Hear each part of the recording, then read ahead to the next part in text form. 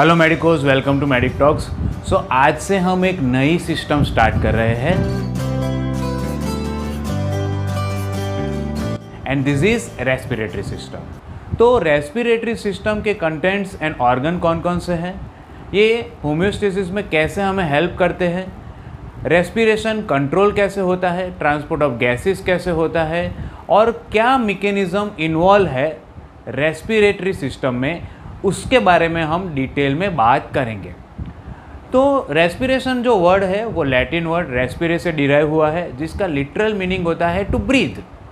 Every minute हम 250 ml जितना oxygen consume करते हैं और 200 ml जितना कार्बन डाइऑक्साइड प्रोड्यूस करते हैं। तो ये रेस्पिरेटरी सिस्टम जो है वो oxygen consumption and excretion of carbon dioxide इससे जुड़ी हुई है। रेस्पिरेशन के दो टाइप्स हैं, external respiration and internal respiration. External respiration में सबसे पहले पल्मोनरी वेंटिलेशन आता है कि जिसमें एटमॉस्फेयर की जो एयर है वो हमारे लंग्स में एंटर होती है। फिर दूसरा आता है पल्मोनरी डिफ्यूज़न कि जिसमें एल्वियोलाई से ऑक्सीजन जो है वो पल्मोनरी कैपिलरी में डिफ्यूज़ होता है और पल्मोनरी कैपिलरी से कार्बन डाइऑक्साइड जो है वो एल्वियोलाई में डिफ्यूज़ होता है। So this is the exchange of gases and third is transport of this gases. So this is external respiration and second type of respiration is internal respiration कि जिसमें हम हमारे सेल्स जो है वो ऑक्सीजन को यूटिलाइज करते हैं और कार्बन डाइऑक्साइड को प्रोड्यूस करते हैं। कई सारे लोग ऐसा कहते हैं कि एक्सटर्नल रेस्पिरेशन मीन्स एटमॉस्फेयर से एयर जो है उसका एल्वियोलाई में आना, एल्वियोलाई में से आके उसका पल्मोनरी कैपिलरी में जाना और पल्मोनरी कैपिलरी से कार्बन डाइऑक्साइड का एल्वियोलाई में होके एटमॉस्फेयर में जाना। This is external respiration and internal respiration is use of oxygen and production of carbon dioxide. But physiologically जो सबसे पहले मैंने बताया कि mechanics of respiration, then diffusion of gases through respiratory membrane and transport of gases, these all included in external respiration and uses of oxygen for metabolic activities and production of carbon dioxide, this is included in internal respiration. So सबसे पहले हम इसकी functional anatomy सीखेंगे। तो respiratory system में सबसे main जो organs है, दिस ऑर्गन्स आर लंग्स। तो ये लंग्स जो है वो एक कवरिंग से ढके हुए हैं, जिस कवरिंग को हम कहते हैं pleura. Now this pleura is having two parts. Internal part is known as visceral pleura और external part is known as parietal pleura. और ये दोनों पार्ट के बीच में, ये दोनों लेयर के बीच में फ्लूइड होता है जिसको हम कहते हैं प्लूरल फ्लूइड। तो ये फ्लूइड 2 to 5 ml जितना होता है। नाउ ये जो प्लूरल स्पेस है उसमें प्रेशर जो होता है वो नेगेटिव होता है, यानी कि ये जो प्रेशर है वो लंग्स के और एटमॉस्फेयर के कंपैरिजन में कम होता है और प्लूरा लंग्स को एक्सपांड होने में हेल्प करता है, एज वेल एज ये जो प्लूरल फ्लूइड है वो दोनों लेयर्स को फ्रिक्शन से बचाता है। So this is all about lungs. तो हमारा रेस्पिरेटरी सिस्टम फंक्शनली स्टार्ट होता है नेज़ल कैविटी से। नेज़ल कैविटी से लेकर एल्वियोलाई तक का जो ट्रैक्ट है उसको हम कहते हैं रेस्पिरेटरी पैसेजेस। रेस्पिरेटरी पैसेजेस में conducting zone and respiratory zone include होते हैं और उसको हम अब डिटेल में जानेंगे। तो सबसे पहले आता है nasal cavity. So nasal cavity के एंटीरियर साइड पे होते हैं anterior nares. Now from anterior nares air enters the nose. Nose में टर्बिनेट्स होते हैं। अब ये टर्बिनेट्स में एयर जो है वो बार बार स्वेल होती है, तो इसकी वजह से क्या होता है, एयर मॉइस्ट होती है और एयर को स्वेलिंग की जो प्रक्रिया है वो बॉडी टेम्परेचर पर ले आती है। तो नोज़ में मेनली सबसे पहले एयर जो है उसका टेम्परेचर बॉडी टेम्परेचर तक आएगा और एयर में वाटर के मॉलिक्यूल्स ऐड होंगे। Nose is having hair. जब भी हम सांस लेते हैं तो एयर में बहुत सारे डस्ट पार्टिकल्स होते हैं, तो ये नोज़ के हेयर जो है वो 10 माइक्रोमीटर से ज़्यादा तक वाले एयर पार्टिकल्स को ट्रैप कर लेता है और उसको रेस्पिरेटरी ट्रैक में आगे बढ़ने नहीं देता। 10 माइक्रोमीटर से कम डायमीटर वाले जितने भी पार्टिकल्स या बैक्टीरिया है वो ही आगे बढ़ सकते हैं। सो एयर जो है वो एक प्रोटेक्टिव फंक्शन करता है और हमारे रेस्पिरेटरी ट्रैक को डस्ट पार्टिकल से और पैथोजन से बचाता है। सो आगे अब बढ़ते हैं। तो नोज़ अब ओपन होगा पोस्टीरियर नेयर में। उसके बाद एक पाइप आती है जिस पाइप को हम कहते हैं फेरिंग्स। फेरिंग्स के 3 पार्ट्स हैं। जो पार्ट नेज़ल कैविटी से एसोसिएटेड है उसको हम कहते हैं नेज़ोफेरिंग्स। जो पार्ट ओरल कैविटी से एसोसिएटेड है उसको हम कहते हैं ओरोफेरिंग्स। और जो पार्ट लैरिंग्स से एसोसिएटेड है उसको हम कहते हैं लैरिंगोफेरिंग्स। सो फेरिंग्स के ये 3 पार्ट हैं। फेरिंग्स के बाद आता है लैरिंग्स। लैरिंग्स में म्यूकस फोल्डिंग होते हैं जिसको हम कहते हैं वॉइस बॉक्स। और लैरिंग्स जो है, इसका जो वॉइस बॉक्स जो है वो हमें फोनेशन में, वोकलाइजेशन में हेल्प करता है। नेज़ल कैविटी और लैरिंग्स दोनों की वजह से आर्टिकुलेशन में हेल्प मिलती है। अगर आपको कोल्ड हुआ है और आपका नोज़ म्यूकस से भर गया है तो आपकी आवाज़ प्रॉपरली नहीं आती है, तो आर्टिकुलेशन के लिए भी नेज़ल कैविटी इम्पॉर्टेंट है। सो लैरिंग्स के बाद आता है trachea. Now from nasal cavity to larynx this tract is known as upper respiratory tract, and from trachea to alveoli the tract is known as lower respiratory tract। so अब आता है trachea. Trachea जो है वो cartilaginous rings से बना हुआ है।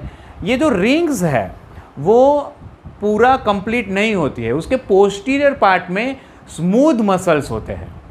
तो इस रिंग्स की वजह से ट्रेकिया जो है वो कई बार कंस्ट्रिक्ट होता है, लेकिन पूरा कंस्ट्रिक्शन ट्रेकिया का नहीं होता because of presence of this cartilaginous rings.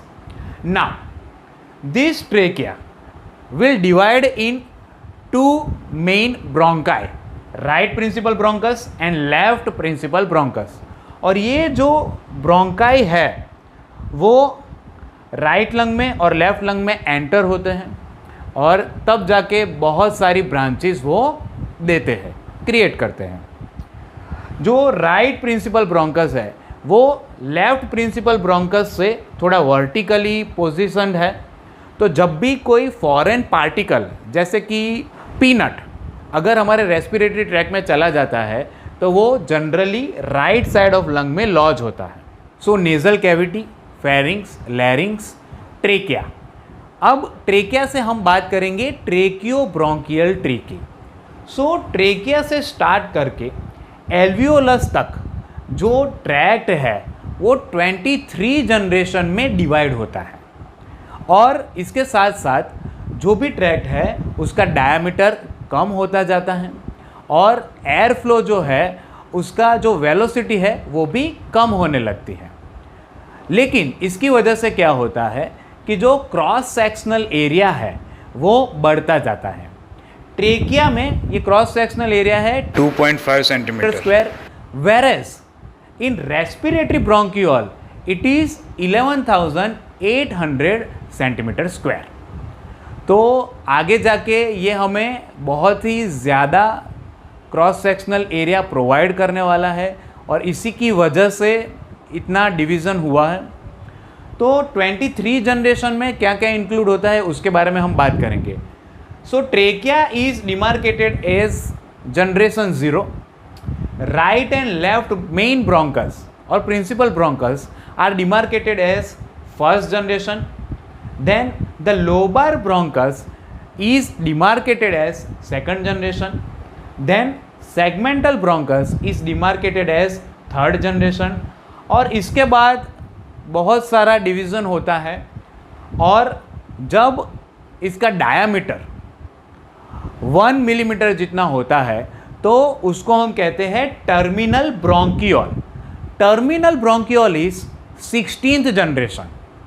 Now terminal bronchiole का डायामीटर भी उससे ज़्यादा कम होता है और वो बनाता है रेस्पिरेटरी ब्रोंकियोल। नाउ ट्रेकिया से लेके टर्मिनल ब्रोंकियोल तक कोई भी एक्सचेंज ऑफ गैसेस नहीं होता है, तो इसीलिए इस जोन को हम कहते हैं कंडक्टिंग जोन। और नेजल कैविटी से लेके टर्मिनल ब्रोंकियोल को हम कहते हैं डेड स्पेस। और इस पार्ट में जो एयर है उसको हम कहते हैं डेड स्पेस एयर। तो इसका डेड स्पेस एयर का वॉल्यूम होता है 150 ml। Now respiratory bronchiole is demarcated from 17th generation to 22nd generation. Now respiratory bronchiole के बाद हमें थोड़ा बहुत एक्सचेंज ऑफ गैसेस देखने को मिलता है और इसीलिए रेस्पिरेटरी ब्रोंकियोल से एल्वियोलस तक का जो ट्रैक्ट है उसको हम कहते हैं respiratory zone. So from 17 to 22nd generation there is respiratory bronchiole. Now this respiratory bronchiole are opening in alveolar duct. Alveolar duct, they opens in alveolar sac. Alveolar sac में बहुत सारे alveolus होते हैं and a group of alveolus is named as alveoli. So alveolar sac is like a bunch of grapes and each alveolus is like an individual grape. So the 23rd generation will be alveolar duct, alveolar sac and alveolus. तो respiratory parenchyma में respiratory bronchiole से लेके alveolus तक का tract आता है और ये जो एल्वियोलाई है वो दोनों लंग्स में मिला के 300 से 500 मिलियन जितने होते हैं। नाउ ये जो एल्वियोलाई है वो पल्मोनरी कैपिलरीज के बहुत ही क्लोज नेटवर्क से जुड़े हुए हैं। As if the pulmonary capillaries have embraced this alveoli और इसकी वजह से एल्वियोलाई की वॉल और पल्मोनरी कैपिलरी की वॉल दोनों मिलके एक टेनिस कोर्ट जितना एरिया देता है and which is 70 metre square. तो ऐसा हम कह सकते हैं कि 140 ml जितना ब्लड जो है at any given point of time, इतना ब्लड एक टेनिस कोर्ट जितने एरिया में घूम रहा होता है। अब आप समझ सकते हैं कि हमारा जो रेस्पिरेटरी सिस्टम का ये रेस्पिरेटरी यूनिट जो है वो कितना पावरफुल होगा कि सिर्फ इतने ब्लड के लिए हमारे पास बहुत ही सारा एरिया और बहुत सारा मैकेनिज्म है। हिस्टोलॉजिकल फीचर्स ऑफ ट्रेकियोब्रोंकियल ट्री, तो इसमें इंक्लूड होते हैं cartilaginous ring, smooth muscles and endothelial cells. Cartilaginous rings जो है वो ट्रेकिया में और फ्यू पार्ट ऑफ ब्रोंकाई में देखने को मिलते हैं। ये टर्मिनल ब्रोंकियोल और रेस्पिरेटरी ब्रोंकियोल में नहीं होते हैं। ये जो कार्टिलेजिनस रिंग्स जो है वो ट्रेकिया में पूरा उसको कवर नहीं करते हैं। उसके पोस्टीरियर पार्ट में होते हैं स्मूथ मसल्स। स्मूथ मसल्स ये कार्टिलेजिनस रिंग्स को प्रॉक्सिमेट करते हैं ट्रेकिया में। ये स्मूथ मसल्स जो है वो टर्मिनल ब्रोंकियोल्स में ज़्यादातर पाए जाते हैं। Smooth muscles are absent in alveoli. Next is endothelial cells. Trachea, bronchi, bronchioles and alveoli सभी में एंडोथेलियल सेल्स होते हैं और ट्रेकिया और ब्रोंकाई एंड ब्रोंकियोल्स के एंडोथेलियल में सीलिया पाई जाती है। ये जो सीलिया है वो पैथोजेंस को, स्मॉल डस्ट पार्टिकल्स को और हार्मफुल स्मॉल एजेंट्स को रिमूव करने का काम करती है और हमारे लंग्स को इन्फेक्शन से और डैमेज से बचाती है। सीलिया जो है वो एल्वियोलाई में नहीं पाई जाती। इसके अलावा गॉबलेट सेल्स होते हैं जो म्यूकस सिक्रीट करते हैं। ये म्यूकस सिक्रीटिंग ग्लैंड्स जो है वो ट्रेकिया एंड सेगमेंटल ब्रोंकाई तक पाई जाती है। Terminal bronchioles and respiratory bronchioles में ये नहीं होते हैं। Microscopic structure of alveolus. Alveolus is made up of pneumocyte 1 and pneumocyte 2। Pneumocyte 1 95% जितने होते हैं और यहाँ पे गैसियस एक्सचेंज होता है।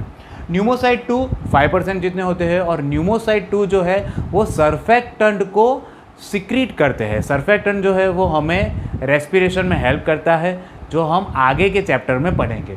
नाउ हम जानते हैं कि एल्वियोलाई के आसपास में बहुत सारी पल्मोनरी कैपिलरीज होते हैं। ये दोनों के मेम्ब्रेन्स एक दूसरे के साथ मिलके रेस्पिरेटरी मेम्ब्रेन बनाते हैं, और ये रेस्पिरेटरी मेम्ब्रेन से ही ऑक्सीजन एल्वियोलस में से कैपिलरी में जाता है और कार्बन डाइऑक्साइड कैपिलरी से एल्वियोलस में जाता है। नाउ इसके अलावा एल्वियोलस के 8 डिफरेंट टाइप्स के सेल होते हैं।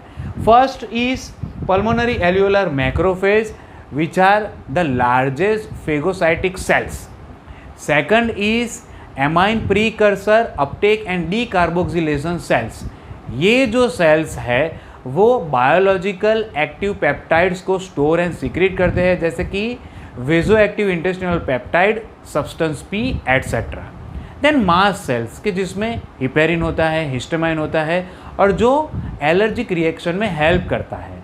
And fourth is plasma cells के जो इम्यूनोग्लोबुलिन्स बनाता है। एक एल्वियोलस दूसरे एल्वियोलस के कांटेक्ट में होता है through pores of cone. So this is the microscopic structure of alveolus.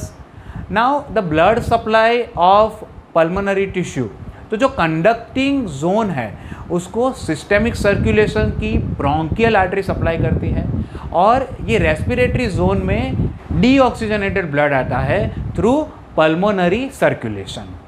Now nerve supply, तो nerve supply is through parasympathetic and sympathetic fibre. Parasympathetic में मेनली वेगस नर्व इंक्लूड होती है। Vagus nerve जो है वो ब्रोंको कंस्ट्रिक्शन करती है। Sympathetic fibres जो है वो ब्रोंको डायलेटेशन के लिए जिम्मेदार है। सेंसरी फाइबर्स वेगस से ही स्टार्ट होके ब्रेन तक जाते। Respiratory system mainly gaseous exchange का काम करता है। इसके अलावा कई सारे नॉन रेस्पिरेटरी फंक्शंस भी करता है।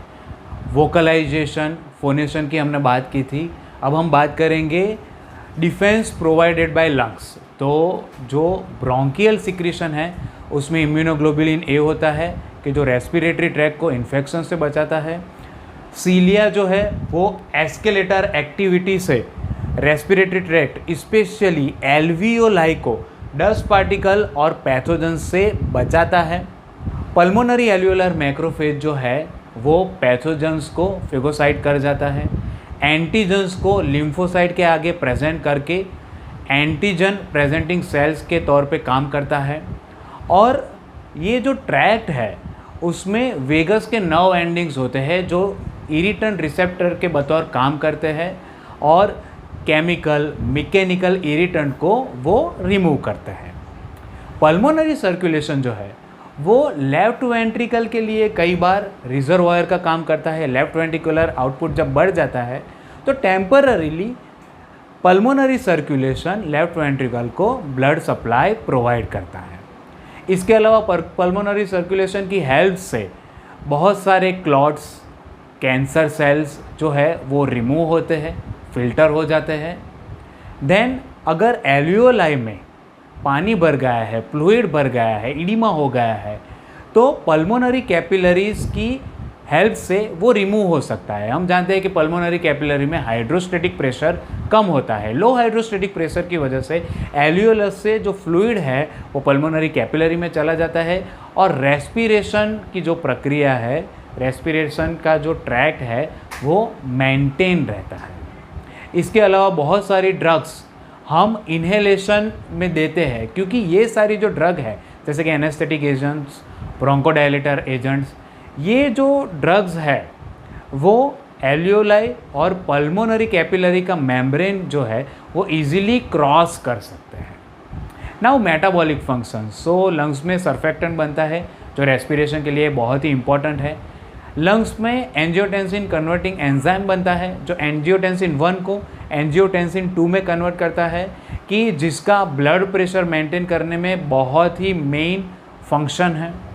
इसके अलावा बहुत सारे वेजो एक्टिव पेप्टाइड को वो इनएक्टिवेट करता है, जैसे कि सीरोटोनिन, ब्रैडिकाइनिन, प्रोस्टाग्लैंडिन, एसिटाइलकोलाइन। जो फाइब्रिन क्लॉट है उसका लाइसिस करता है, हॉर्मोन्स और वेजो एक्टिव पेप्टाइड्स को वो स्टोर करता है। हमने एपीयूडी सेल्स की बात की थी कि जो सब्सटेंस पी और इंटेस्टिनल वेजो एक्टिव इंटेस्टिनल पेप्टाइड को स्टोर और सिक्रीट करता है। इसके अलावा जो रेस्पिरेटरी मसल्स है वो लाफिंग में हमें हेल्प करते हैं। नाउ जब भी हम कार्बन डाइऑक्साइड को रिमूव करते हैं तो कार्बन डाइऑक्साइड के साथ वाटर का एक मॉलिक्यूल हमारे लंग से बाहर जाता है, तो इस हिसाब से वो वाटर बैलेंस में, टेम्परेचर मेंटेनेंस में हेल्प करता है। नाउ कार्बन डाइऑक्साइड और हाइड्रोजन आयन, इन दोनों में एक रिलेशन है। जितना कार्बन डाइऑक्साइड बढ़ेगा उतना हाइड्रोजन आयन भी बढ़ेगा। तो लंग्स कार्बन डाइऑक्साइड को रेगुलेट करता है, तो इसके हिसाब से लंग्स जो है वो एसिड बेस बैलेंस को मेंटेन करने में भी हेल्प करता है। So this were the non respiratory functions of respiratory system lungs. So आज के लेक्चर के लिए इतना ही। Hope you like my lecture. Please like, share and subscribe my YouTube channel Medic Talks. Thank you very much.